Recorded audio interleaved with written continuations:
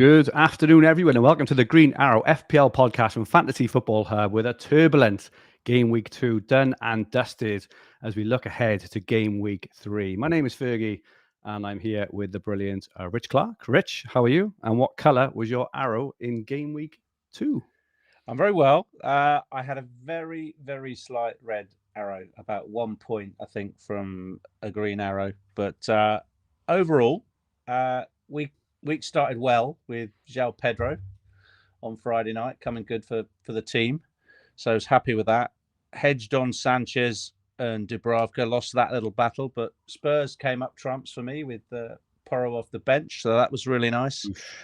And overall, I don't feel too bad. I mean, there's been some. I'm sure you're going to have some stories to tell in a minute when we get onto the Violin Moments, Fergie. But overall, I'm not claiming one so far this season. I think I'm on 112 points and an overall rank of 3 million. But it doesn't feel too bad to me. I thought, I've had 2 okay weeks. You can't have everyone returning all of the time, and most of the picks are okay. And I feel quite good about the team. We don't have as bad injury situation as other people. Got 2 free transfers going into this week. Big decisions to make about who to captain, big decisions to make about who to buy potentially. But I'll lead into you, or we're going to come on to Lovro in a second, but went into that Newcastle and Liverpool game feeling I was going to catch you up a little bit. Salah captain, Wirtz as well, going into that Monday fixture. Great game for the neutral, wasn't it? It was a wonderful game.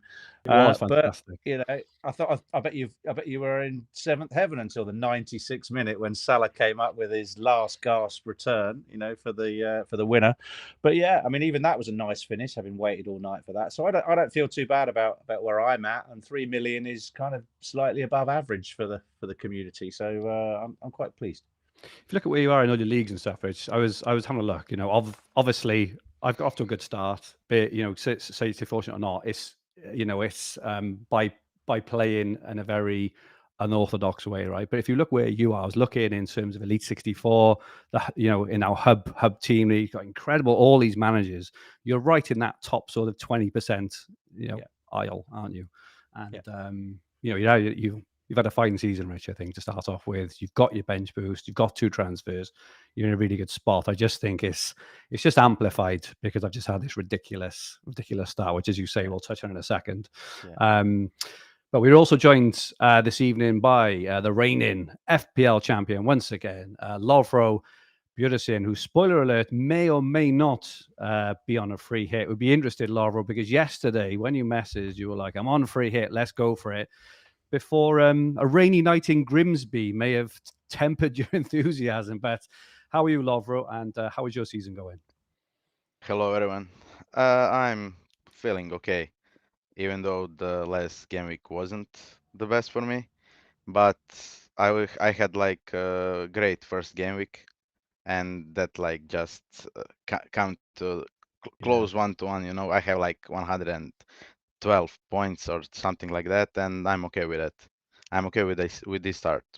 Well, don't forget, you gave us inspiration. So Lovro, for those who didn't know, was on our Game Week 1 sort of team reveal preview, and part of the reason I've gone for a few of the picks I've gone, and part of and part of the reason why everyone should still feel really excited for the season is Lovro. I think you said after Game Week 3 or 4 last year, you were around 3 million, right? And kind of floundering a touch, and all of a sudden it all just went right. So no need to panic yet for anyone. Is that right? Yeah, no need to panic. Good stuff. So as it stands at the moment, I've got your free hit draft up to put up later. Are you leaning towards free hit or not free hit, just as you stand at the moment? Because of United, I'm leaning not to free hit. I cannot have like triple up United and they lost to Grimsby. It's just I had a great idea in my mind, but now it don't look so well for me. And you're a Newcastle fan, Lovro, is that right? No, why did I think you were a Newcastle fan? You tweet about Newcastle. I just watch games and tweet about it. Okay, I'm not. I just don't support anyone in Premier League. Just cheering for Real Madrid, and that's it. Oh, I okay, just fair love enough. watching football, and Yeah. that's why I tweet something. Well, as Rich says, it was absolutely marvelous game on Monday night. Let's have a quick look at my team. I had another incredible week, really. 64 points. I made a transfer. I made that early transfer of Wirtz to Semenyo. I captained Semenyo.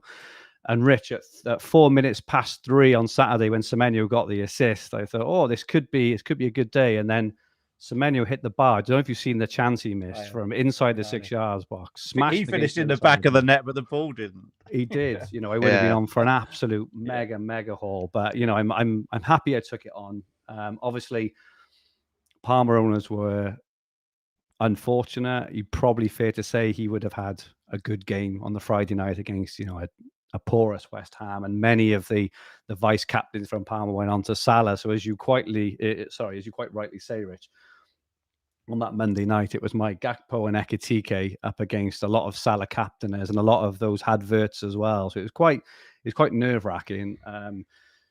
I mean, those Gakpo assists. I mean, absolutely. The guile, the class he showed. How sideways pass from the halfway line. The 2 5-yard passes. But as I commented on Twitter this week, I think part of the reason why you have players like him, and I truly believe this. Liverpool score lots and lots of goals. He's always in the box. He's going to be there or thereabouts. He's either going to be finishing or he's going to be touching. Sometimes he's going to have wonderful swing in and assists for headers, and sometimes just the way they play, he's going to get these side foot. So it obviously went completely my way on Monday in terms of owning both Gakpo and Ekitike. Salah got the assist. He didn't do an awful lot. I can't begrudge an assist. What I would have begrudged, Rich, is if when Nick Pope went up for that corner in like the 99th minute, I just had visions of Alisson catching the corner, throwing it out, and Salah just running up the pitch and having an open net. That would have really, really, really hurt. But it's twice now. So obviously in game week 1 and game week 2, where a sort of last minute Salah goal has, I can't complain because I've had a superb start. But if those two things hadn't have happened, goodness knows where I'd be. But part of the reason we pick Salah, as you know, is because he's a 90-minute man or a 99-minute man. He's on penalties and all this kind of thing. So he still gets returns when he's not got any other involvement in the game. He's still able to return. So that's why he's safe.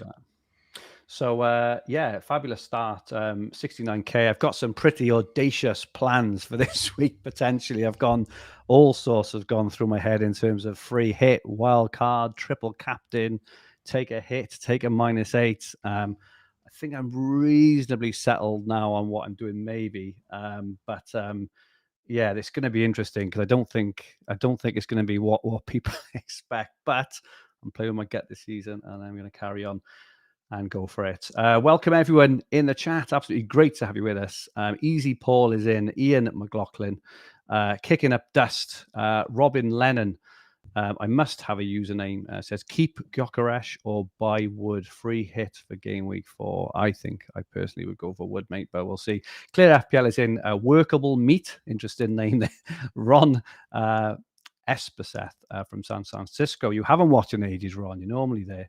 Srinjoy is in. I'm 1974. Michael Svedin, and so many more names. I can't get down to everyone, but absolutely fantastic to have you all with us as we look ahead to game week 3. And just before we move on to Violin Moments, just a reminder, in the background, we have Scott, the producer, pulling the strings behind the scenes. Big welcome to Scott. And he also actually features this week in Violin Moments. So firstly, we had an entry from Dave Tilson. He said a mini violin, really, but he said free hit. He free hit out Gakpo, Ekitike, and João Pedro for 34 points. For Haaland, Saka, and Rodgers, 10 points. A silver lining, he did bring in Gyökeres, so made some points back, but a lucky decision. But imagine free hitting out Gakpo, Ekitike, and João Pedro. That must have stung. FPL Oakwell, who said brought in Gordon on a free hit. Free hit team scored 9 points less than if I'd have rolled and just captain Mo. I don't know about you guys. I saw a few of them on X this week where people were free hitting, but the existing teams would have outdone them by 10 or 20 points. FPL Jet Ski sent in one. Look, he's got a really, really good team. He's got Sells, Murillo, Lacroix, Anderson, Rogers, Bruno, Saka, Palmer, Haaland. He scored 28 points. That is just insane for such a strong team. He's got a template-ish team, but obviously just missed out on the one or two players on the João Pedros and wherever else. So 28 points on such a strong team. FPL Springbok had Palmer, Bruno, and Wirtz, and he managed to transfer out Ndai for Reinders. Ndai obviously got that goal. Scott, the producer, he just says, "I'm ashamed to admit it, as I definitely know better, but I may have made 2 early transfers just to avoid a Fulkrug price drop, which included buying Anthony Gordon before the Liverpool game." So he's actually brought in Gordon before the game has started, just to see his new signing, before he even performs for him, get a red card and a 3-match ban. Scott, you know better. Be better, Scott. That is no good. And finally, just an entry from Rich. We wanted just to shout out not 1, not 2, but 3 missed penalties this week. I think there were questions after the weekend on whether Bruno would still be on penalties, but after Cunha and Mbeumo both missed, you all get the violin. What were you doing? At least we know Bruno will be back on penalties on the weekend at Burnley. That is if United can get anywhere near the Burnley penalty box. And that is it for Violin Moments for this week. Make sure to send your horror stories in next week for us to laugh at, to mock you, and make us all feel a little better about ourselves. Well done, everyone. Before we move on, we've just this has been launched in the last, I think, hour or two. We've got a crazy international break off. I can't quite believe we're doing it. When our management were talking about it, I was like, are you balmy? But we're doing it, and we have a crazy international break offer at the moment at Fantasy Football Hub for this weekend only. If you sign up to Fantasy Football Hub, follow our AI captaincy suggestion for your team, and you don't get a green arrow, you will get your money back, no questions asked, which is as crazy as it sounds. So all you have to do is sign up using the top link in the description below. Sign up as a paying Hub member. Make sure you go with our AI captaincy suggestion. So you upload your team, it'll tell you who to captain. Make sure you captain them. If you don't get a green arrow, if you have a bad game week, we will refund all your money straight away, no questions asked. Okay, the lie of the land. I'll stop talking. I feel like I've been talking for the last 10 minutes. Let's move on to the lie of the land. We've got the fixtures in front of us now from game weeks 3 to game week 8. Firstly, Rich, I suppose, as a self-confessed sort of template start onto the season, your story now, your narrative will resonate with many, many people. What are your thoughts ahead of game week 3, game week 4, and for the coming game weeks?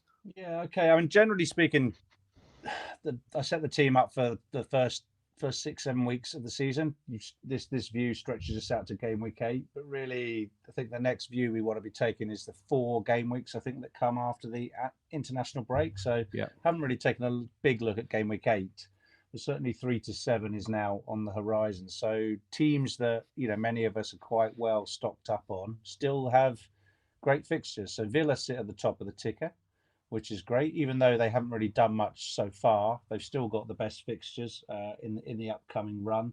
So I think we're seeing a few people say patience is required in the chat. I think that we do need to be patient with Villa. They're very good at home. They haven't lost for over a year at home in the Premier League, so they've got some nice home games coming up, and so very happy with Palace assets and Villa assets going forward. I'll skip over Wolves. I think is that Wolves who is second on the ticket, and then and then Spurs. A lot of people with 2 or 3 Spurs assets as well.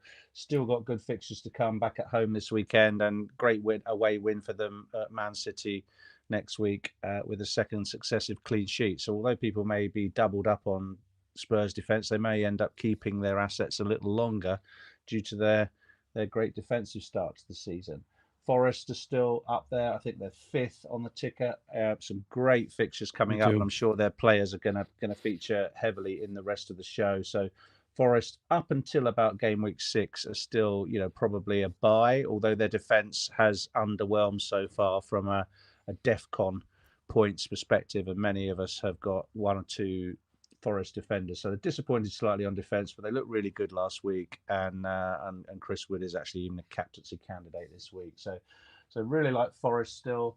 And then we come down slightly. Newcastle, very good showing against Liverpool on Monday.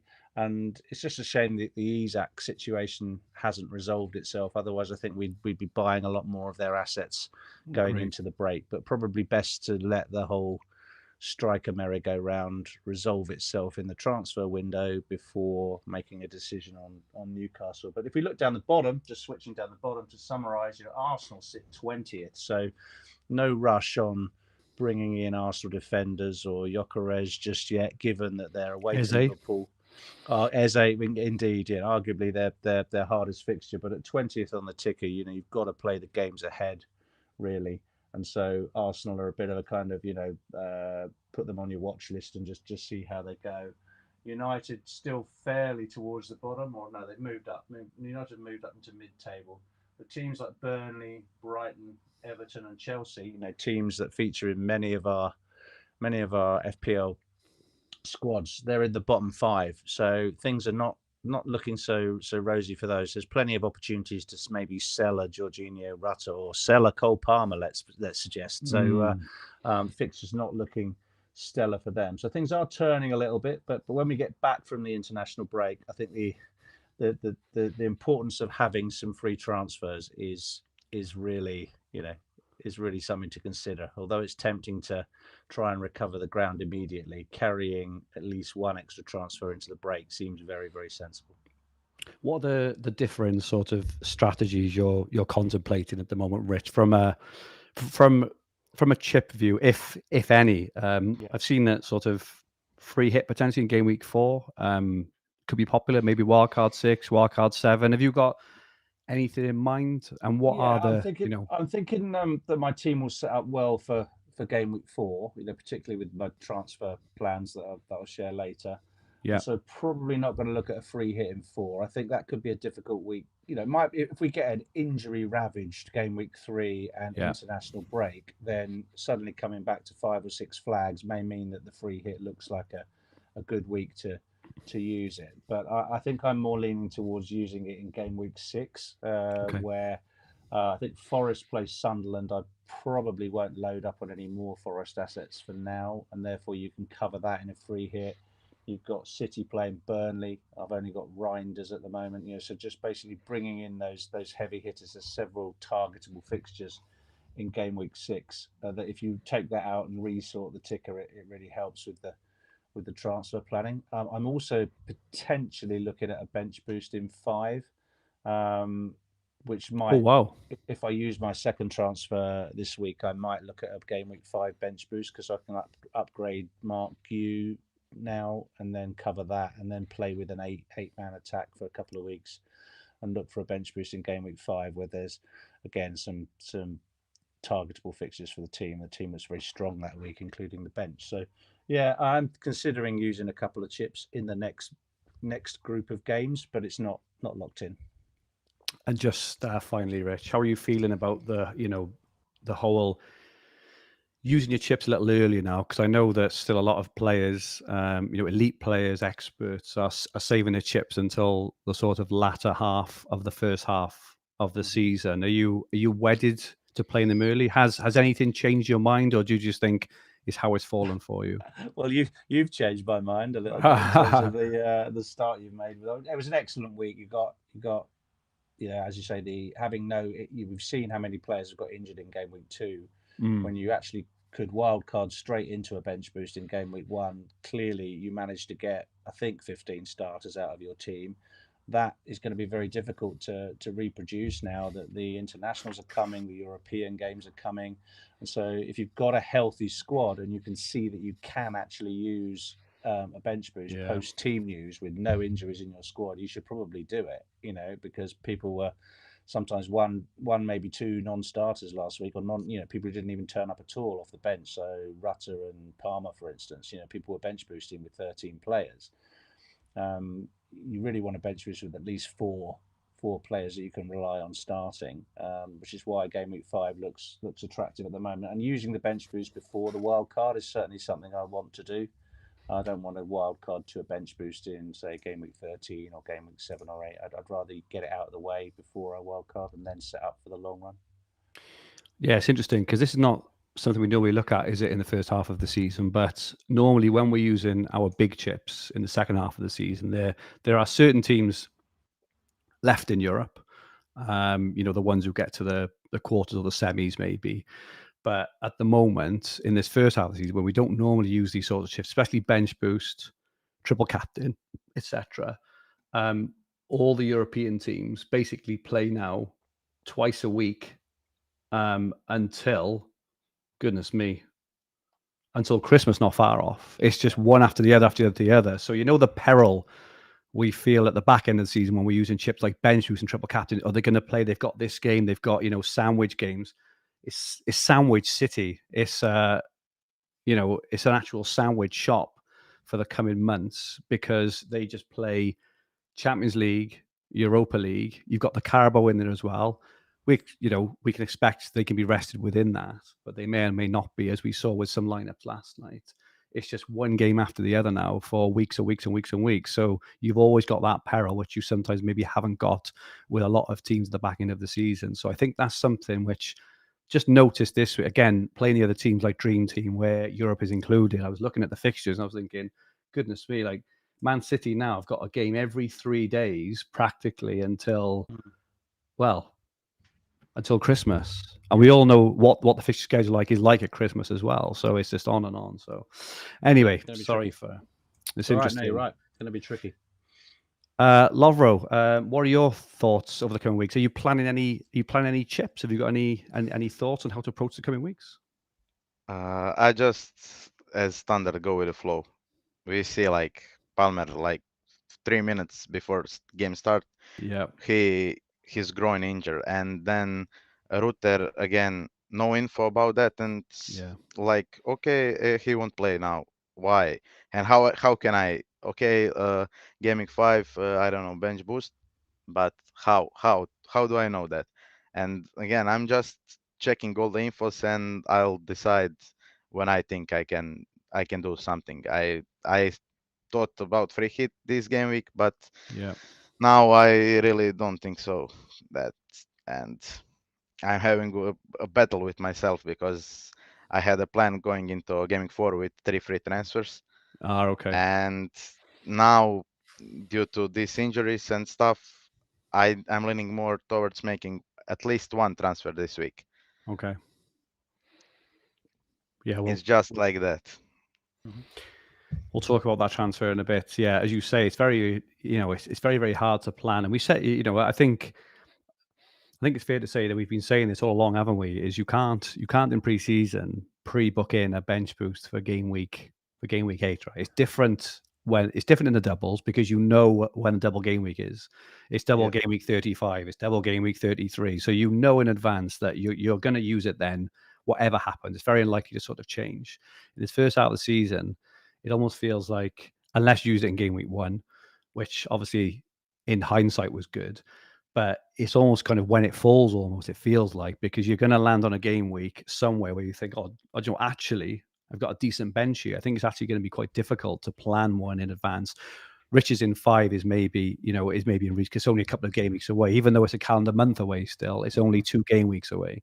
But to say now I'm going to bench boost in game week 8 or game week 10, I think the only way you can say that you can definitely plan it in advance is if you're wild card and maybe the week before, because at least then you've got reasonable confidence you can get a full bench out. But yeah, very, very difficult. And I do think, that we've all underestimated all the nuances and things that come with this at the start of the season, notwithstanding, as I say, that fact that all these teams play twice now for the whole first half of the season is going to put so many things in jeopardy. And the longer you leave it, right? So say Man City need to win their final 2 games to qualify. Haaland is playing, right? Would you put a triple captain on Haaland at home to Burnley if they've got to go and beat Real Madrid on the following Tuesday? That's where all these things come into it. So again, I think what it's leading me to do even more is look at potentially the best time to play things. So I'm contemplating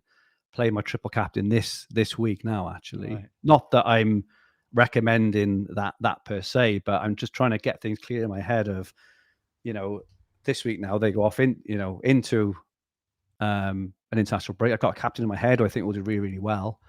And I just think, will I get a better opportunity by trying to save it for game week 11, 13, when teams are just wrapped up in Europe, and that easy fixture may be the one that they get rested in or get less minutes in, which sometimes happens, right? We've seen Haaland be brought off, haven't we, after, used to happen to Aguero all the time, if you remember, Rich. Aguero would be brought off in the 63rd minute because City are 3-0 up and they had a hard game midweek. Yeah, so correct. Yeah. Well, I think there was. It's not confirmed, was it? There was a sniff of a double game week in game week 17, wasn't there? Ben Krellin tweeted out something about if Palace have got to get through in the Conference League, and then there's got to be certain EFL Cup games go their way, and there might be a quarter-final clash leading to a double game week. So it's like a 10% chance, but it's already starting to be talked about. And if suddenly you get a double before Christmas, then that will skew the chip strategy all over the place. So keep an eye on tonight's game. Yeah, definitely. Yeah. And Lovro made a really good point before we went live that Palace have put out basically a first 11 this evening to really try and get through. They're 1-0 up, obviously. And I think if they go through in that and then they reach I think it's the quarterfinals of the Carabao Cup, then they will blank in, I want to say, game week 17. It could be brought forward to game week 16 or something. So it is interesting. But this was my question to you guys. Lovro, is game week 16 or 17 in terms of saving your chips, are you happy to save a chip or two based on that potential, or do you think it's a bit too late and you'd rather get the advantage early on? I just don't look that far, It will maybe, I don't know, game week 4, if some transfers happen, I'll go with wildcard. It's just I don't know. I'll just follow these transfers and every info that we can have, and then decide what to do. I'm really interested to see in your strategy, Lovro, because most FPL managers play for a top 10k rank, or maybe a top 50, or 100. Now it's getting harder and harder. But you're obviously, last year you had the mindset of, well, you won the whole thing. So and I'm assuming this year you're not going to settle for a top 100k rank, right? You've still got in your mind that I'm going to go and try and win. Obviously, it'd be incredibly difficult. Yeah. I mean, if you did defend, it would be incredible. But I'm assuming you're of the mindset of, you're not just going to try and have a good finish, and kind of win a mini league. You want to try and go and do it all again. So is that why you're thinking like this rather than waiting? You're thinking you need to be aggressive a bit more early? I think that with all these changes, being aggressive can really be nice this season, because of I think maybe example, I think Cunha will score this game week, okay, and maybe I go for him this week and transfer him out next week. Yeah, it's just like I think maybe these catching points will be really, really important. Yeah, it's all because I think these DEFCON points. I don't know. Okay. I have a feeling. Like DEFCON points are a lot important than I think that they will be, because I have Poro and Neko Williams, and they don't have DEFCON for now. Yeah. And someone can have Van Dijk or I don't know, Tarkowski or anyone, and they just +2, and it's so hard. That's why I think that I need to catch points with some of my players who I think they will do something.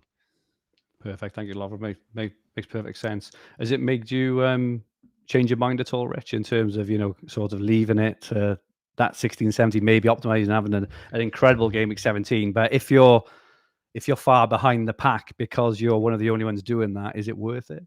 I don't know about a wildcard. I wouldn't leave a team in disarray for weeks and weeks and weeks. So I could, take advantage of a chip like that. But maybe it's a good week to use a triple captain or something on that's a fair point. Teta or That's a something fair like that. point. It's a chip that is easy to use and doesn't require huge amounts of planning and transfers to prep for. It sounds like to me that's one to earmark a kind of low value chip for that week.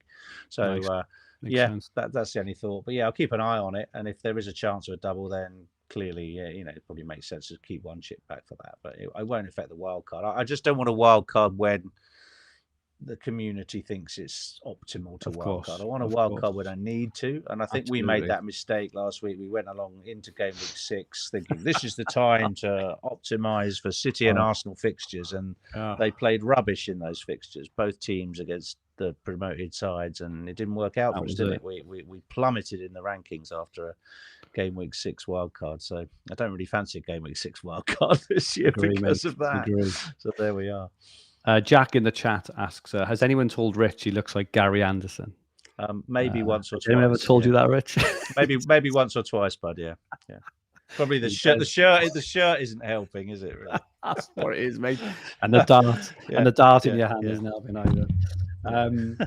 So there are a few players then, who are testing our patience in different ways. Rich, you wanted to talk about a few of these, a few injuries, a few out of form. Massive raking studs down the back of Virgil van Dijk's calf as well, but and as Lovro alluded to earlier, a kind of phantom Rutter injury which came from nowhere. But you want to talk about a couple of these players, Rich? Yeah, well, I mean, I think apologies if you have all 5 of these in your midfield, which I guess it's possible for that to be the case. But there are plenty of people out there that have got Palmer, Saka, and Rutter, for instance. At the 3 different price points, and you're very unlucky if you're nursing those 3 injuries. Wirtz is just an example of someone where maybe after 2 blanks and 2 games he's been fairly quiet in those games. He may not be worth the 8.5 price that he's got. It might take some time to settle down. However, the early season promise that he showed, the how he was in pre-season, his form and ability in the Bundesliga, I do think he'll come good. And after the break, you've got I think Burnley, Everton for Liverpool. So really, I think that would be a really impatient sell this week if you haven't got other fires to put out. But Anthony Gordon, you've got to count yourself a bit unlucky if absolutely, unlike Scott, you had him in before the Liverpool game, and he got himself something. He's playing really well, and he was playing up front. He already had 3 chances, I think, in the first 20 minutes, and he was you're a bit unlucky if you own Gordon there. But if you could have teams with 3 or 4 flags in the midfield, and so that really will trigger use of a lot of transfers this week. And so it's about, I suppose, the midfield is really where we want to go first in terms of replacements. So up until last night, it was looking fairly obvious where to go, but now I feel differently. I don't know about you. Yeah, Lovro, what are your thoughts? So it sounds like if you've moved from free hit to non-free hit overnight, and you mentioned Grimsby, I'm assuming you were thinking of at least a double up on United assets on your free hit. Yeah, of course. I was going to go with Cunha and Mbumo, but now maybe I'll go with just Cunha. Yeah. And if Rutter isn't going to play, I'll then bring some other player like maybe Alanga or Dango. I don't know. I'll see. I like Alanga. I think he looks like a fabulous signing, doesn't he? It's just a shame that front line is going to be decimated. It could be Barnes, Osula, and Elanga on the right. Yeah. Maybe until they sign someone. Yeah. Elanga is rapid. He left Kirkes for dust so many times, didn't he, on Monday night? I really think he's going to be a fantastic option. So he really is. Agree with that. And Cunha is your favourite United asset still. I still think he looks the most dangerous. Yeah. I know Mbumo is on set pieces. I know, and that's the thing. Maybe I'm like my 50-50 decision is, but still I think Cunha is better, and I think he will score. It's like I have a feeling that he will score. Yeah. Rich, based on the fact that, especially last night, I didn't watch the match, but I heard that Bruno was basically playing as a sweeper, and he wasn't on set pieces either by the look of it. And Bremer was on a lot of the corners and stuff. I'm just going by what I've heard there rather than what I've seen. So apologies if that is wrong, but I did see a couple of tweets saying, "Oh, Bruno's even off corners now and stuff." And we know when Bruno has been taking a few of those. I mean, much of Bruno's appeal, both in the FPL community and on the analytics models, including Hub AI, is because he's on every set piece and playing further forward, right? Are you gonna? Does that sort of impact your decision making on Bruno, or are you just no, to hell with it and going with what I think like it felt like I needed to cover the United Burnley fixture before last night's game. I felt that I needed to buy a United asset in order to kind of play defensively and cover off that potential with a transfer. But I'm a fairly sort of realistic person, and United just aren't very good, are they? I think there's this mantra to say buy players, good players from good teams. Fernandes is a good player in a very poor team with a struggling manager and several new players that need to find their feet. I mean, the striker, had a terrible game, didn't he, Sesko? So I just think I don't know how they're going to set up at the weekend. Now, they may put Bruno in a 10. They might drop Sesko to the bench and play Cunha up front. That could be something that they do to shake it up, in which case you'll be rubbing your hands if you're a Bruno owner going, this is great. Let's see. And at some stage, he will haul. He will get a double-figure haul. I no doubt about it. But how long is that going to take? And then when you look at the fixtures after the break, they've got City, they've got Chelsea, then they've got a reasonable fixture, I think, and then they've got Liverpool coming. So they've got Liverpool, City, and Chelsea in the next 5. I think they'll get gubbed by those 3 teams in every single game of those top sides. So I'm just not going to go there. It's made the decision easy. There are plenty of other high upside options for this week. There are. And I'm just going to swerve United. I think it's just made my decision easy. I mean, I'd like to, if there's any United fans in the chat, if I'm speaking out of turn, or if you think that that's not a realistic assessment from an FPL perspective, then please say, because there's a lot of people who are still bullish on United assets out there, and I am a little bit frightened. I will be hiding behind the sofa a little bit when that game is on. But I don't think I'm going to spend my money on a United asset. You're not going to have any, Richard, you don't think? No. Oh wow, that's interesting. I'm still tempted on Cunha, just from what I've seen. I thought in game week 1 he was fantastic. He hit the post in like the first minute, didn't he? I think of game week 2. I know he was awful last night. I get the feeling that they will play Cunha as the striker on Saturday, and I think they'll play Mount and Mbeumo personally as the 10s. But we'll see. But I still like Cunha. I think I'm not sure. I'm still torn on the transfers I'm going to make. It may be for a hit, which may be a bit far. So I need to think about that. But you're absolutely right, Rich. And again, I'm going to paraphrase a stat I saw the other day that, or a couple of stats, is that United average just over a goal a game under Amorim. They average just over 1 goal per game under him, and they've only scored 2 goals twice since Amorim has been in charge. I mean, it's home to Burnley, which is the one, and obviously Spurs beat Burnley fairly comfortably in game week 1, but Burnley also kept a clean sheet and played well against Sunderland in game week 2. So I don't think it's kind of a given that United are going to hammer. Like, United don't hammer teams. Not really. They don't hammer teams. Like, when was the last time you saw United go somewhere and beat someone 4-5-0? Because I can't remember. They had a few 4-3s in Europe, but they were normally behind before they. Yeah, exactly. So, and then Maguire had scored the winner. Yeah, exactly. Maguire seems to be their Maguire's the main striker. Exactly. Yeah, main striker. Yeah. It's very easy. It's very easy to laugh at the situation, particularly from an FPL perspective. But I don't see it if the fixtures after the break were better. Yeah, I get it. They had a couple of decent home games against winnable opposition, but when they're playing, City and Chelsea, they're arguably two of the hardest teams to beat. I just don't see it. It's like a free. You're using a transfer for a 1-week free hit on one player. And transfers are so valuable. I would rather pay it forward with my transfer and get someone that's setting up for the next period of games.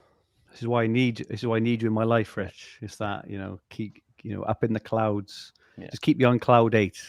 off cloud 9 on cloud 8. I need you All right, there. buddy. It's just hold me down. I love it. Yeah.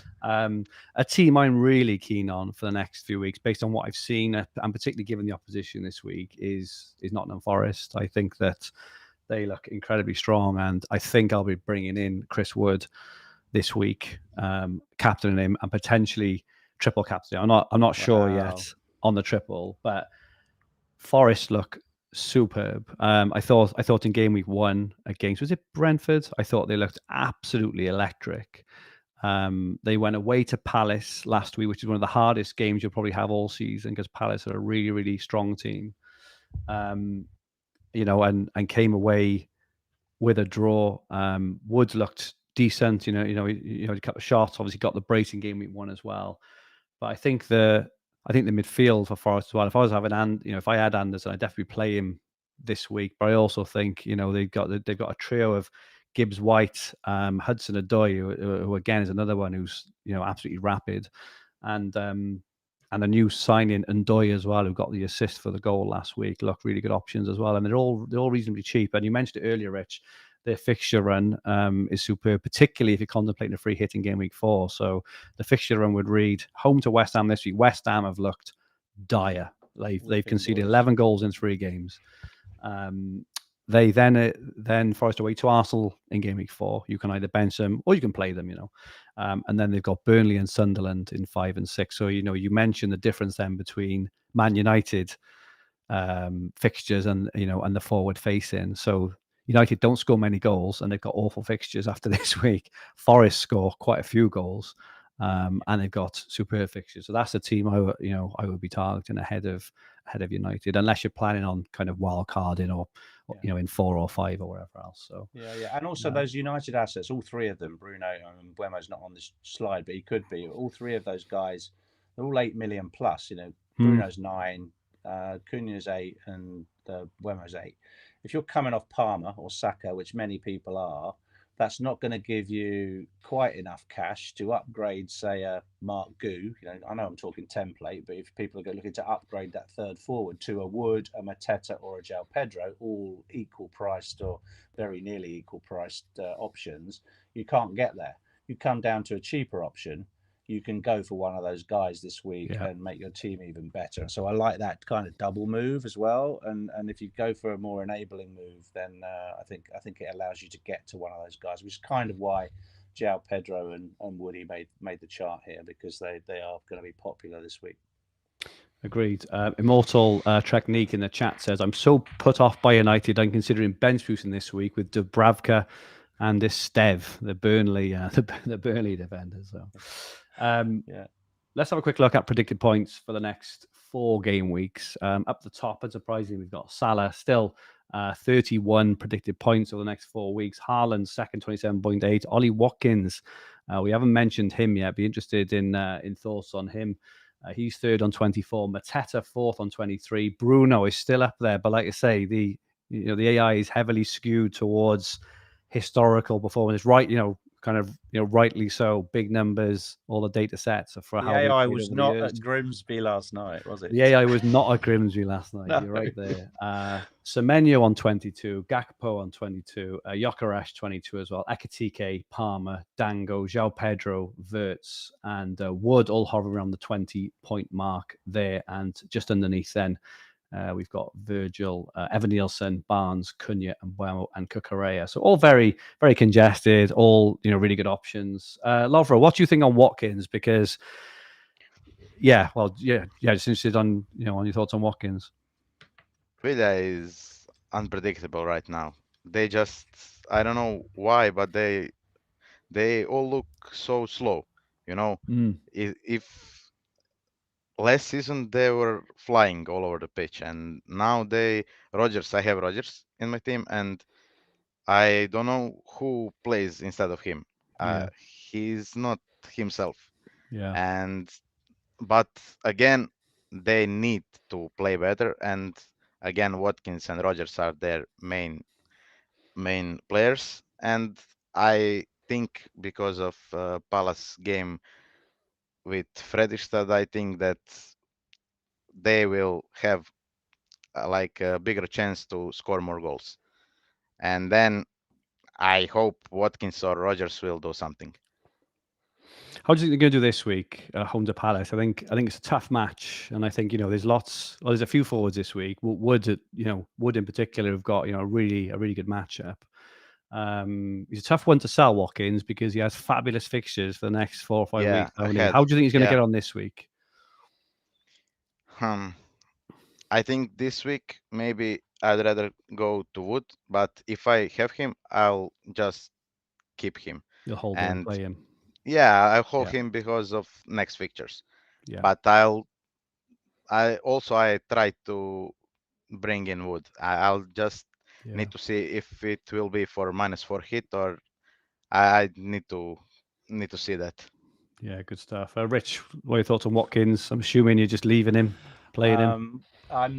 I'm going to keep Watkins for the next few weeks. I do like the top of the ticker. I think I'm not an expert on Villa, but I have been sort of like listening to a few reports, and they just need to add some width to how they're playing. If they set up with a less narrow midfield and play, maybe give Marlon a game or something like that, and add some width, that will help with the chance creation and that kind of thing, and just add a little bit of pace to how they're playing. I think Palace, might be a bit leggy after tonight. Playing Thursday night, that could, mean that there's goal, chance for Villa to score some goals and play a little better this week. I'm not expecting huge things, because Palace are a good side, and I may even invest in Palace. But basically, I like Villa, and I've got no plans to sell them. But I've got that extra spot, with the dead spot with Gu, that I might look for an upgrade this week with the second transfer.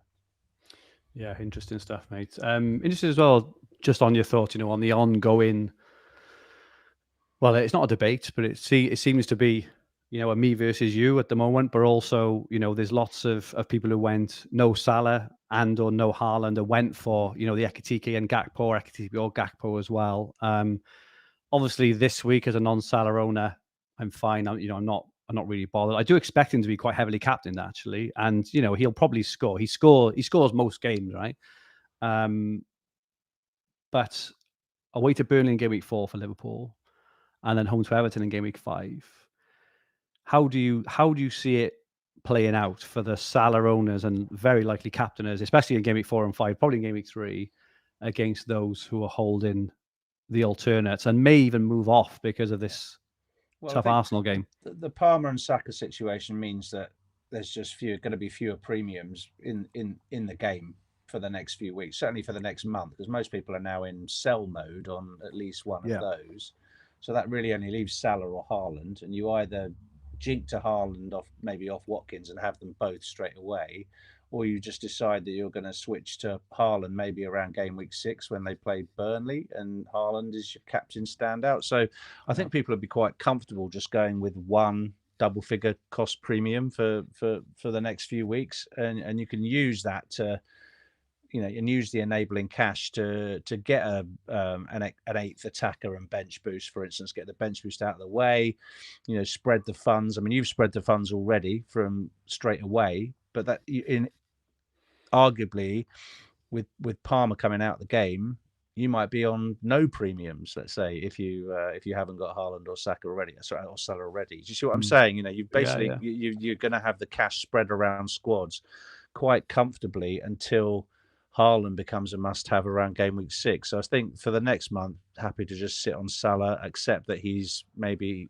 underperforming from the eye test, and just let him tick along. I still think he'll tick along, but he's not. He still returns every game, though, doesn't he? He still gets a return, but he's maybe not going to get 2 hat-tricks in the next 3 like he was last season. I mean, he put about 100 points on the board in the first 10 weeks, didn't he, last year, or first 8 weeks? So he was incredible, but we're not seeing that yet. But I'm quite happy to hold Salah. He's a good captain in the next period, arguably every week until you need Haaland. So quite happy with it.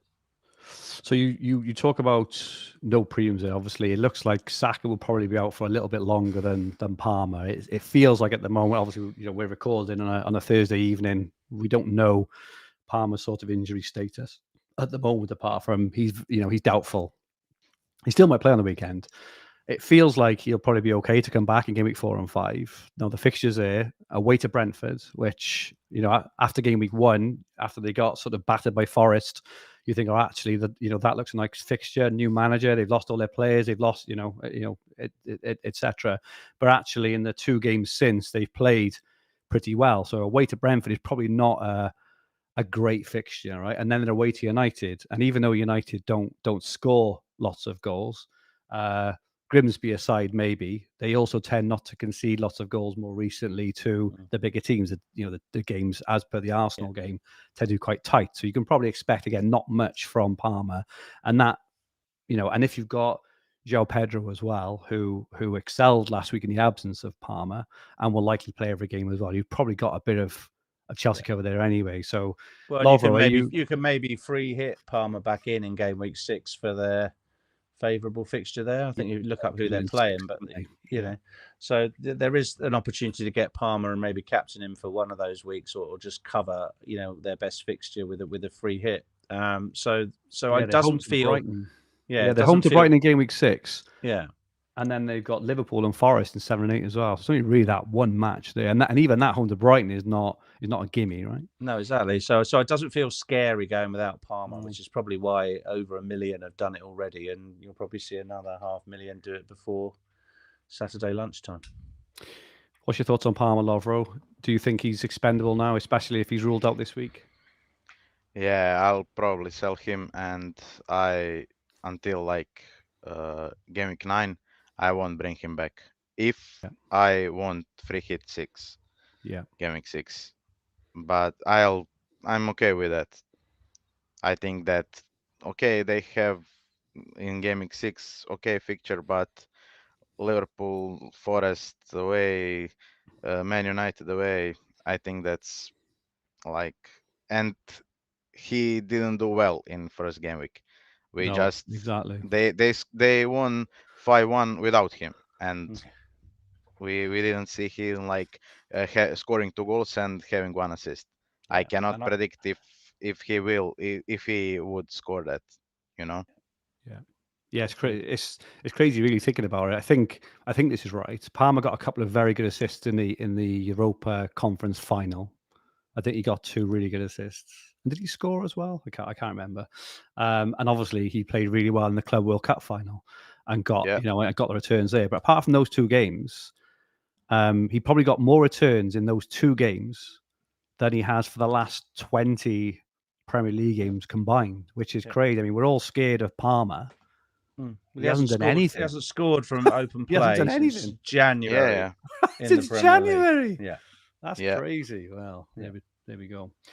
Good stuff. Let's have a look now at the Hub AI free hit team. So those who are considering a free hit, and this is also obviously interesting not just for free hits, but also looking at players that, who can maybe bring in this week. But we've got Sanchez and Davrabka as the 2 keepers. Obviously playing Sanchez, playing a back 3 of De Ligt, interesting in left, who has been good for DEFCON and has good attacking threat as well. Obviously home to Burnley. Looks a good option, actually, De Ligt, I think.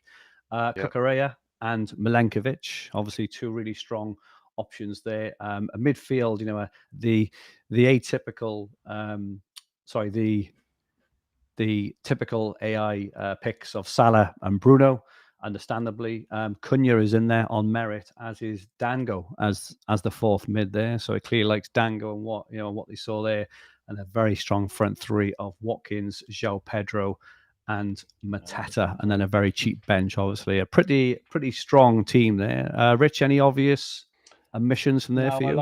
I like the front 3. I was going to say just before when Lovro was talking about Palmer, I think obviously if Palmer is out for a game or 2, I think João Pedro's stock rises. We haven't really talked about him. 100%. He'll play, either in the 10 or he'll be the penalty taker possibly, and we don't know that. Maybe Enzo will take them, but I think Pedro is definitely a candidate for penalties.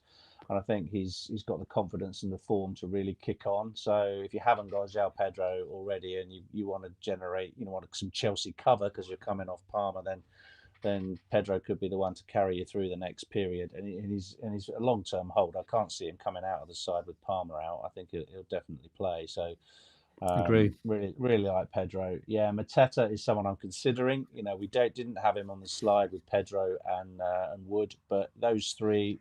What I like about Mateta, he's still available at his base price, so he still hasn't got up in price. He's 7.5 mil. Great fixtures after the break. I think they've got Burnley and Sunderland, haven't they, to come or something?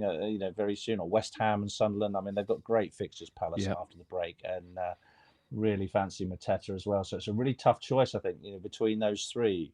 I might, for the first time, Fergie, buy Chris Wood. I'm not sure I'm going to do it, but because he's got competition. But I like Mateta as well. So really like those guys. A little bit surprised about the United defender. I probably wouldn't have a United defender, even though it was against Burnley. And Dango did look good, didn't he, in his first game for Very Brentford? good. So, yeah, I liked it. I like that, and they've got a nice game against Sunderland. So, yeah, very good free hit team, and I'd feel much better owning United players on a free hit because then I wouldn't have to have them the week after, and I think that's the really nice thing because you don't want them going into City. So I could understand why Lovro was looking at it because it made a lot of sense to have them temporarily. We'll look at Lovro's team next. Just in the chat, Iniesta says surely Haaland should be in the team. Obviously, away to Brighton. I'm not that convinced. I think Haaland could do well. I think I would prefer Haaland this week and maybe a Gakpo or Ekitike as opposed to having Salah. Just again that kind of hedge against Salah. And there was a few comments earlier. Andrew Barton, especially. I think he might be a Newcastle fan, but he says he'd be targeting Newcastle against Leeds. He thought they looked really good. I suppose right. I couldn't help thinking when I was watching that match is why can't Newcastle play with that much intensity and skill and endeavor in every match? Imagine they did. Imagine they played like that. They'd win the league. When teams suddenly have this huge burst, like we knew what it was going to be like, obviously, and it was like that. The atmosphere was incredible, and the players were so up for it. I mean, the performances were out of this world, right? They ran themselves legless. They were superb. But why can't they get it for like that all the time? I think that would be, if I was their manager, be quite. You've shown me what you can do now, boys. Go out and do that against Leeds, and you'll beat them 3 or 4-0. But anyway, just an observation. Probably upset Newcastle fans. Will say we do play like that every week. We've now got Lovro's game week 3 free hit team. If he was similar-ish, but you got some different players there, Lovro. Pedro Porro, home to Bournemouth, looks an excellent asset. I agree. And Dorgu ahead of De Ligt. Do you want to just touch on those two players first? I think that I'm impressed with Dorgu. I thought about swapping him in one of the future game weeks for Diouf because West Ham looking terrible, and I just saw Diouf as great potential player who starts every game with -1 point because of goal conceded. That's right. Yeah, it's just like that. And then I think Dorgu is upgraded Diouf. Maybe United will have some clean sheet. West Ham won't. Yeah. And Poro, I think that he is great player and he easily could have had returns already. And I expect him to get some assists or something in this game. Yeah. I love Porro as a Spurs fan. I quite like having. I know this sounds, and I mean it from a purely fantasy view, but when all three fullbacks are fit, Porro, Spence, and Udogie, they rotate them a lot as they did at the end of last season. But I think the best pairing is Porro at right back and Jed Spence at left back. I think Udogie he's a good player, but I think he's a bit young and a bit erratic. He can make defensive mistakes and he's prone to picking up cards as well. But I thought Jed Spence and Porro actually were both absolutely fantastic against Man City last week. Well, all of Spurs were. I know we haven't haven't touched on that yet, but the whole team was absolutely outstanding. And again, if I was Frank, I would say, look how you played there against Man City. You do that every week. That level of intensity, that level of aggression, that level of intention. Go for it. But I think that the Pro is a fabulous option. You've also gone for a couple of other players. You've gone for then. So you've gone for Elanga, who we touched on earlier, and Wood as well, ahead of Mateta. Yeah, Elanga, I just read that Ampadu and Tanaka are out of Newcastle game, and I think that they are very important for Leeds. and I really want to bring some Newcastle attacker. And when Gordon is out, I think Elanga will maybe be like their number 9. Oh wow. I don't Okay. know if they'll play Osula or Elanga, because in my opinion, I'll play maybe Elanga as number 9 and Wow. going with Jacob Murphy or someone He's That's a fit, good on the shout. right. It's a Yeah, good shout. Murphy's Yeah, fine, yeah. isn't he, on the right? Definitely. Yeah. Yeah. Good shout. I was going to ask you why you didn't, if you considered Harvey Barnes, but I think you just explained why, because of the the Wolves side. So that's good. And Wood Yeah, as well. I've got a question for you. and Wood, I think Wood is great pick for this week. Lovro, interesting Yeah? choice to have the 2 Cunha and Mbuemo, but no Bruno. Can you just let people know why you decided that? Because it also have big hedge to the to be different, I guess, to everybody else maybe. Yeah, I think just Bruno will have maybe 1 assist, and both of these guys can score more. And Bumo is like, maybe he wasn't in chances like Cunha, but again he's on set pieces, and he will score. He's player like that. Just maybe for like 15-20 minutes you don't hear commentator said Mbumo, but then he just go and score. And they have upper ceiling than Bruno to scoring goals and having some returns. Great. Yeah, like it. Yeah, and love, as I said, love the Forest assets. Good stuff. Rich against the machine for game week 3. So, Rich, your first one last week didn't go well. You're 1-0 down. Pick Martinelli last week, obviously, but he was benched. I don't think the player you're about to pick, though, is going to be benched ahead of game week 3. So this is where, just so everyone knows, this is where Rich thinks the AI is underestimating a player's points potential. So who are you looking at, Rich, for game week 3? Okay, well, this is a player that I may actually even transfer in myself. So, but I still think he's flying under the radar in terms of the estimated points that the Hub AI is predicting that he gets this week. And this player is someone I think has got excellent fixtures after the break. And so when I use the term "pay it forward" earlier in the program, I mean, I'm getting a player here that people are probably more likely to want in game week 4 than they are in game week 3. So it's almost like I get the transfer back on the other side of the international break. So this is Ismail Assar. I think he was very unlucky not to get into my game week 1 team when he was in it until Morgan Rogers was past fit to play. And then on the last afternoon, I put Rogers back in, found the extra $500,000 and went with him rather than Sarr. Sarr's already scored this season. He's got big boots to fill with Eze coming out of the team to an extent, but he started the season really well. He has an excellent record against Aston Villa. I don't have the graphic, but if you look at a heat map and you look at his returns in the last 2 or 3 times he's played against Villa, he's scored a couple of goals in both games. So it's a good entry point to come in on Sarr, despite the difficulty of the fixture and the fact they've got a game tonight. And it's certainly a transfer that I was planning to do after the break. I love the fact it releases if I sold Palmer for him. It gives me 4 million, which is, I can go in so many different directions with that. I've got most of the money for a Haaland upgrade. I can spend it all immediately on a striker upgrade, or I can just keep it in the bank and roll the transfer. So I really like that, and I think it just keeps the team nice and balanced and ready for the games after the break. So yeah, he's 4.3 predicted points. Last week, I think that was what Martinelli was predicted. So I think I'll get, although other content has mentioned Sarr this week, I think I'll get away with that as a against the machine pick, because the predictions for the United assets as an alternative are much higher. So if you'll allow that one, boss, I'll go for Sarr. Absolutely, mate. I love that one. It's a really, really good pick as well. He's if I was wild carding, any time over the next sort of 2 to 3 weeks, which I still might, I think he would be in it. 'Cause I think he's really, really cheap. I think he performs more like a 7.5 million, 8 million asset, or he can do this year anyway. Fergi is a punt for game week 3, and a player I've gone for. So I'm trying to look at sort of low, more low owned players.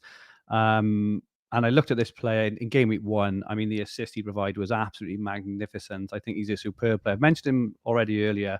There's a few players from the team he plays for that I think could be really good options. I like him this week. I was tempted to bring him in, but I think I'm going to go for his teammate instead. He's had 4 shots over 2 appearances, 1 assist. He's got an XG of 0.5, an XA of 0.4 as well. This is all in 2 games. He's a 6.5 million midfielder. He plays West Ham at home this week, and 5.5% owned. Morgan Gibbs-White is a baller. He's an absolute baller. Might be on penalties, probably would, but he might be on penalties when Wood's off the pitch. My only concern with Wood is they've signed a couple of other players, haven't they? And he may get the odd 80, 85 minutes. Maybe not so much now, but when the Champions League starts, I'm not too concerned this week. But Morgan Gibbs-White, I think, is an absolute. I was gutted. We had the "Here we go," didn't we, off Fabrizio Romano saying that he joined Spurs basically, and then he didn't. And I just think he's a fabulous footballer, and I thoroughly expect over the next 4 weeks to get, in the next 4 game weeks, I'd be very surprised to have a minimum sort of 3 returns. I think he's that good. So he is my punt for this week, 5.5% owned. Captain for this week, and again, it's so interesting. Again, it was wide open last week in game week 2. This week, game week 3, it's maybe even more open again. If we look at the polls over on fantasyfootballhub.co.uk, Haaland is top with 19.7% of the vote, but Chris Wood is second on 19.2% of the vote. You then got Salah on 15%, Bruno on 15%, João Pedro on 13%, and a sprinkling of Cunha's, Richarlison's, and others there. I mean, wide open. Fantastic week to potentially go against the grain here as well. And these are the weeks I like, because even if you go for a punt and it doesn't pay off, the downside is quite low, isn't it? Whereas, as we see, the upside when you go for it is huge. So, Lovro, who is your captaincy shout for this week? I think if I stay with this team and maybe add Wood, I'm going with Wood. Okay. Are you tempted by the triple at all? Or? No. No. Too early for that. That's just being stupid, that is.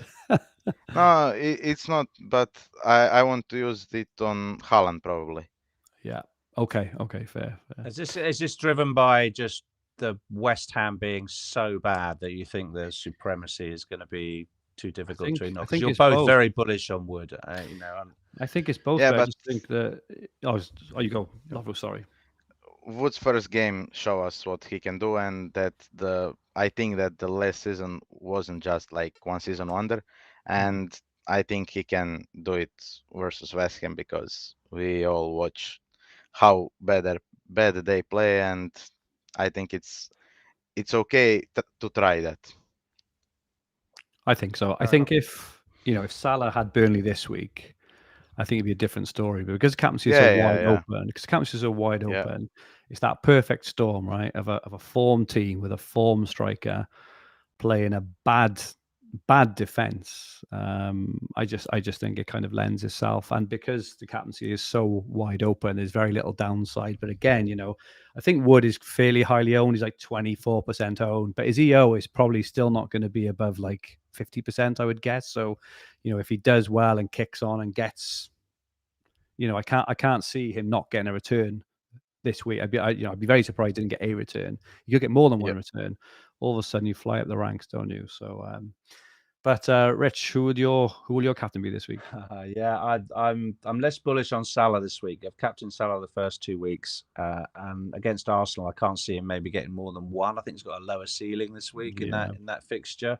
Yeah. So I'm looking elsewhere. I think the downside of if I do go Sarr over a United asset is I probably wouldn't have the guts to captain Sarr away to Villa, and so therefore I'm looking around for another captaincy option. I may spend the second transfer. We haven't talked about transfers yet, but if I don't bring in a captain, I'm looking at João Pedro maybe against Fulham at home if Palmer doesn't play. Yeah, I like that. Just I like that. I think it's a nice option. Yeah. Yeah, I mean, it's as you say, it's wide open. There'll be a spread, so it's a good week to have a swing. But maybe even a name that's not on here. Maybe go for Watkins. Yeah. And bet on a better Villa performance. So it's wide open though. It's difficult, and I'm not settled on it. Is the answer, because I don't have a standout, and I'm not going Bruno. In terms of projected goals and clean sheet odds, which Rob T on Twitter, Rob T FPL shares, he predicts United actually to score the most goals this week on 2.18, and this was probably done. I think it was. It's got the date the 26th. This was done potentially before the Grimsby game. I wonder if that has changed. Chelsea high up Rich, as you say, with 2. And then Spurs 1.96, Man City 1.85, and Forest 1.67. They're the highest scoring teams in terms of clean sheets. United again, United are predicted this week to score the highest amount of goals, and they got the highest amount of clean sheets, which is crazy, right? Forest high on the clean sheets, as are Chelsea there as well. Yeah, I mean, I don't think that particularly helps me much this week, just because I'm a bit more of a form player, a form sort of manager than a sort of analytics manager. But I just can't look past Chris Wood this week for captaincy. I just think all the stars. It's one of those where if I don't go for him, and he goes and gets a couple of goals, which I think he might, I'll be kicking myself. Why didn't I go for Chris Wood? It was all there. So. Yeah. Good stuff. Just before we look at our teams, we're giving away something this weekend only. The deadline for Game Week 3 is Saturday, 11 a.m. UK time. And if you sign up to Fantasy Football Hub and follow our AI captaincy suggestion for your team, and you don't get a green arrow, you will get your money back. No questions asked, which sounds absolutely crazy, but it is right. So if you click the top link in the description below, join Fantasy Football Hub as a paying member. You get your AI team rating, you get personalized transfer recommendations, you got access to Opta-Stats, comparison tools, dedicated WhatsApp groups. We've got 750,000 members now. You really are missing out if you're not a member. Join up to Fantasy Football Hub, and this week, if you don't get a green arrow, if you don't like the experience, you can get your money back. Okay, Rich, we've got your team now on screen. Do you want to walk us through your team and your plans for this week? Yeah, absolutely. Sanchez is in goal. I'll restart both the Tottenham boys who were benched last week. So Van der Ven and Porro come back in for the Bournemouth game. And Murillo is a lock for West Ham at home. So the defence looks really, really good this week. Very strong, I'm hoping Murillo comes in with some DEFCONs, because he's been lagging behind the other opening candidates, and I'm hoping he gets some this week. But happy with the clean sheet if they do manage to get past West Ham, and happy with the defence. Wirtz will get another game against Arsenal, as I like the games post the break. At the moment, that AI thing is suggesting I captain Salah, but I'm far from settled on it. Rodgers and Watkins will both get another fixture for Villa against Palace, and Reinders is in the side at the moment unless I make a second transfer, in which case I've got a bench headache to deal with.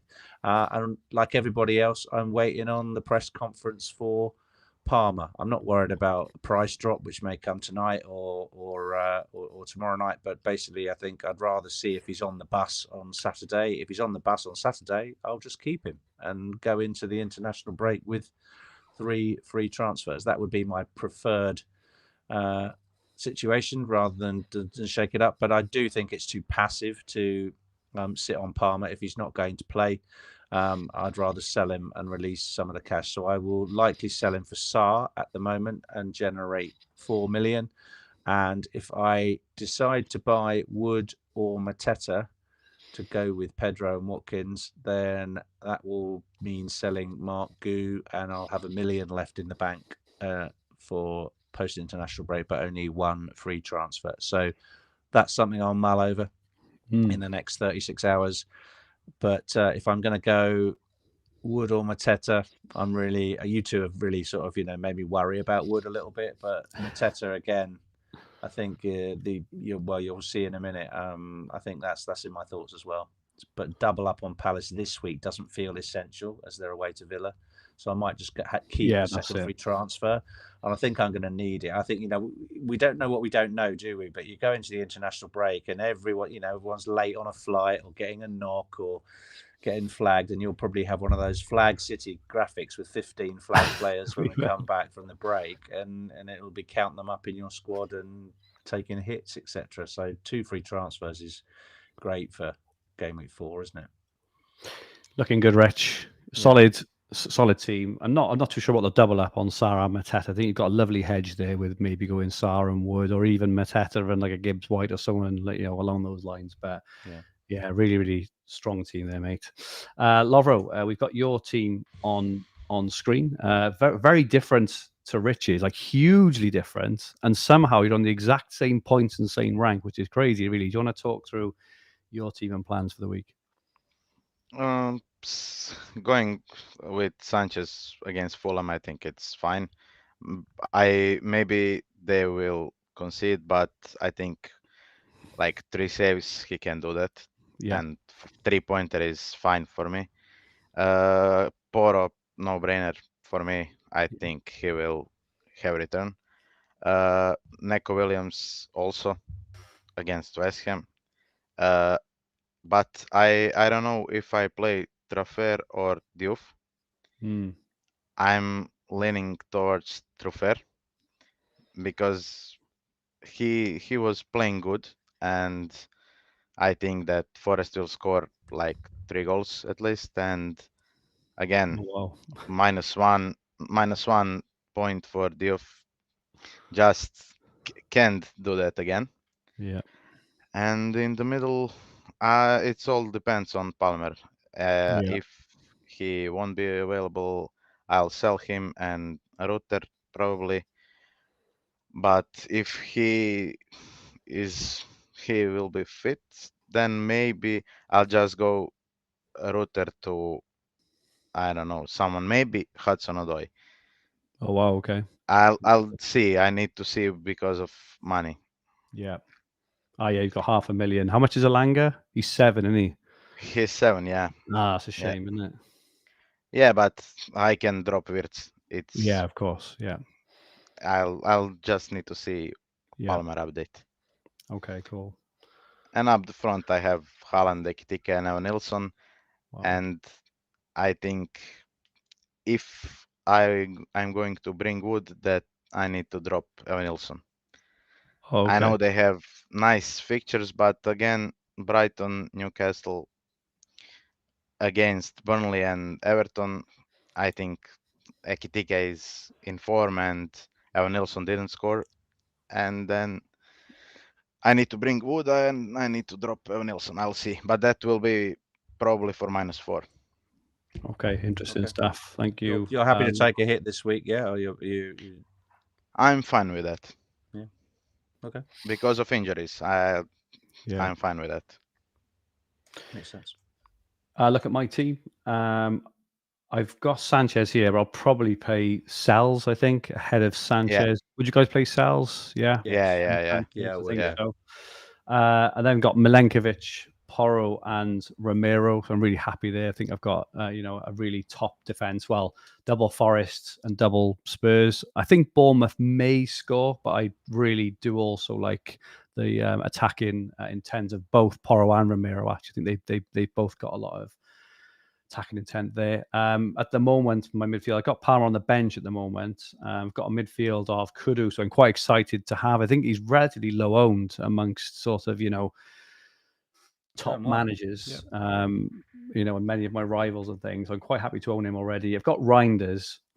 I mean, he's all right. I've got Semenyo, who I'm happy to have. And I'm also quite happy to hedge Semenyo against the Spurs defense because I don't mind that. I know a lot of managers like going kind of all in and they're saying, if you go in defense, you can't go with the attack and vice versa. But I quite like having the hedge because no matter what happens, I'll get some. If Semenyo blanks, it means a double Spurs clean sheet, for example. Not quite like that, but yeah, it makes sense.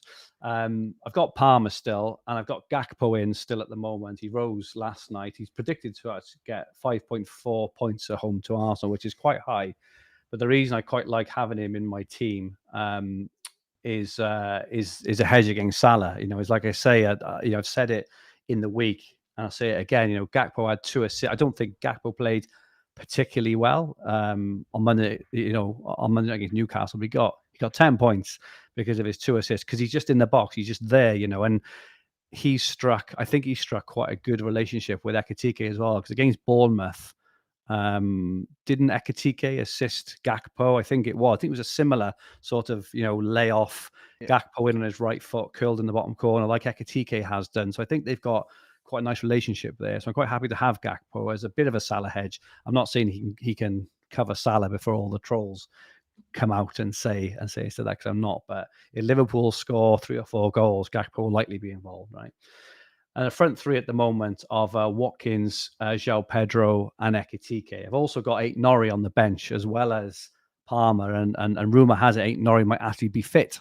Really? So I've got a decision to make there. Away to Brighton, I'm not sure. I'm not sure I've seen enough from Aït-Nouri for him to usurp my Spurs boys and Milenkovic yet. So he might even end up on the bench this week. I'm not sure yet. Or I could play him ahead of Reinders, because obviously Reinders was superb in game week 1, but he was pretty anonymous against Spurs. But so were everyone from Man City. So I'll probably go for Reinders, I think. But I've got a decision there. So I've got a really strong, 14 there. I've got De Cooper as well, who is fit, but he's away to he's home to Man City, so I won't be playing De Cooper. But I've got a strong squad. I don't have to make a transfer at all. But I really want Chris Wood this week, and I'm going to continue with my aggressive streak of picking who I want to pick. And I think, what's that? Are you selling? Well, this is what I was going to ask you. So I've been to and froing all week on who I'll sell out of. Watkins, who's home this week, had 4 shots in the box last week and has got tremendous fixtures. João Pedro, who has just proven, off the back of a massive haul and reasonable fixtures going forward, but will be the main man if Palmer's out. And Ekitike, who's just got 2 goals in 2 games, also scored in the Community Shield, looks like an absolute superstar, particularly if Isaac doesn't play. So, Rich, who do you think I'm selling?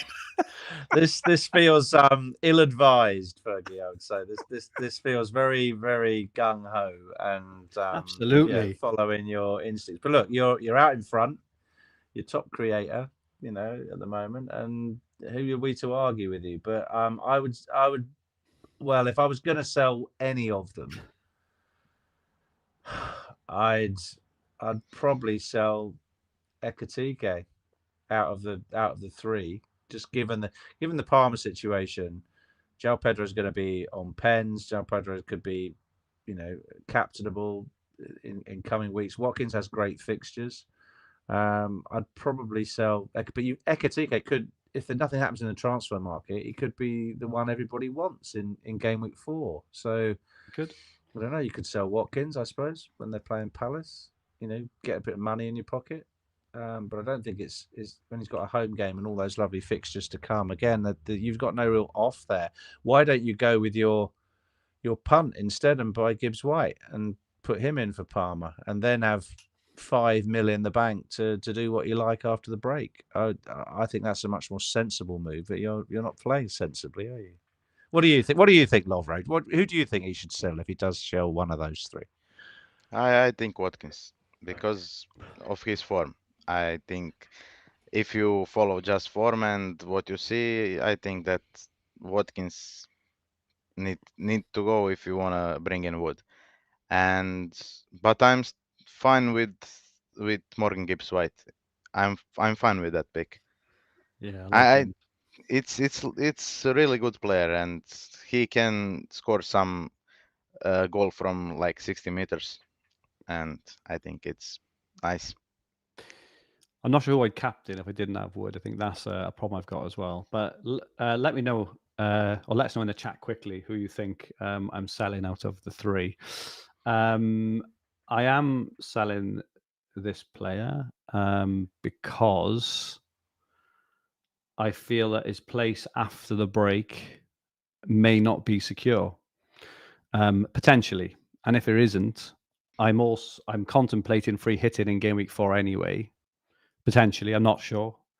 I'm not scared of wildcard on either in game week 4 because I'm at the moment while I'm on this front foot, I just want to try and optimize my team as much as I can, almost week on week. I take completely what you guys are saying. You're far more seasoned, respectable, sensible FPL managers than I am. But at the moment, I'm playing it week by week, trying to build a lead and trying to get ahead. But at the moment, I think I'm taking out Ekitike because I just feel that if Isak signs, is Ekitike starting in game week 4? He probably will. He may not. I don't know. I'm also tempted to free hit in game week 4 because I like the fixtures. I don't have Salah, right? So, while I'm swinging against Salah all the time at the moment, I'm very aware I haven't got Salah, and I'm very aware that away to Burnley is a really good fixture for Liverpool, as is Everton in game week 5 as well. So, while I'm being a bit gung ho at the moment, I am sort of. I'm very aware how fortunate I've been, but I've also been hedging. I've also been hedging against him as well. So I still have Gakpo as a hedge this week, but Burnley's a good fixture. Also, I think Man City have got, is it Man United? I want to say in game week 4, which I think could be a really good fixture for Man City. And there are a couple of other fixtures which are good as well. I haven't got them off top of my head, but I want to say, is it Palace or someone like that? Newcastle have got Wolves, Crystal Palace home to Sunderland, Fulham home to Leeds as well. There's certain players who you could get in quite, it's quite low owned as well on the free hit. So I'm looking at lower owned players as well on purpose. I'm not picking a low owned player just because it's a low owned player, but I think that's where the upside is, and I feel that in Chris Wood this week. So at the moment, that is where I'm leaning. The other transfer I might potentially make is Palmer to Cunha, which I've sort of had my eye on all week, just because I really liked what I've seen from Cunha. And now that would be for a hit, and that would potentially be a bit wild. But what that would also do is release a lot of money. I've got 1.5 million in the bank now. I'd have another million from Ekitike to Wood. That would be 2.5 million. I would have another 2.5 million. So that's 5 million in the bank then. I would have to potentially get Salah in for a hit in game week 4 anyway, if I messed around a bit there. So I've got options with that, and I know I'm taking Ekitike out of a potential, really good run. But the fact that I can get him back if I want to, the fact that I've got a 40-point lead at the moment. You bank the game. I'm happy. I'm happy to use a -4 if I need to keep ahead of the curve and stay ahead, which I'm kind of am at the moment. Lots of managers are scrabbling to get 11 out, and I've got a bench at the moment of 8 Norrie and Palmer and someone else. So I'm in a good spot, and all I want to do is make the most of it because I know it's going to turn again. I'm not. I'm under no illusion that the season will turn. And Rich, you'll be in a position very soon where you've got 15 fit players, chips in hand, and I'm scrabbling around, all my chips gone with 12 players. So I'm trying at the moment to get my bank as big as I possibly can to get that point, and then hope that things sort of go my way. So yeah, it's a good play. Keep doing what you're doing because it's working. So So I think that's what I'm going to do. But I do like. In the chat, thank you. There's some ideas about, Reinders for Gibbs White. I know you guys have mentioned Gibbs White as well, or maybe another player of that, of that ilk as well, which I might consider. So, we've got till Saturday morning. I'm very much a vibes player in terms of, 5 o'clock on a Friday or 10:45 on a Saturday. I may just suddenly have this massive, when my knee goes 90 degrees to the left with this massive jerk, and I just sort of go, oh, stuff it, let's do so and so to so much. I've done so many times. I would say if Isak doesn't sign for Liverpool, I think Ekitike is going to be the bargain of the season, and I think he'll just be dead as a player because everyone will have him, everyone will bring him in, everyone will wildcard him in. So, but yeah, so I think we've gone on long enough. This is the longest episode we've done for a long, long time. But I think much needed in the current climate. And thank you so much, guys, for a superb chat. It was really good, and thank you so much to everyone in the chat as well. Thanks to those who are going to watch it back and those listening on the podcast versions. Your support is very, very much appreciated. Rich, where can people get hold of you? At Rich Clarke FPL on X and Blue Sky. And Lovro, thank you so much for joining us again. Magnificent insight and words of wisdom, and inspiration from the champion. We will see if it is wisdom. We will see. Lovro, what's your handle on X? Just like it says here, Lovro Budisin, Lovro like without, Budisin. without sh, with s, and that's it. Good stuff. Thank you, Lovro. My handle is at @FFH_Fergi. This podcast and video will be in the Fantasy Football Hub YouTube channel with the podcast versions available on all major podcast platforms. Don't forget, if you sign up as a paying member to Fantasy Football Hub before the deadline, 11 a.m. UK time, you follow our captaincy on the AI and you don't get a green arrow, you'll get a full refund for the season, which is crazy. If you like what you watched, please press the like button. Remember to subscribe to the channel in the bottom right-hand corner of the screen. If you enjoyed your listen, please rate the podcast and leave a comment. We'll be back in 2 weeks' time. International break. Rich, I think you're on holiday. Is that right? I'm on holiday in 2 weeks. Yeah, I'll be back for Game Week 5. Superb. So we've got Jack, who is the host of this YouTube channel, coming on with me in 2 weeks' time. We probably might get a third as well, but really looking forward to having a chat with Jack. He's normally the one who interviews me and chats with me, so it'd be nice to be on the other side of the fence there with Jack. We're back in 2 weeks, looking ahead to Game Week 4. In the meantime, have a fantastic Game Week 3. Enjoy the international break, and may all your arrows be green. Good night, all.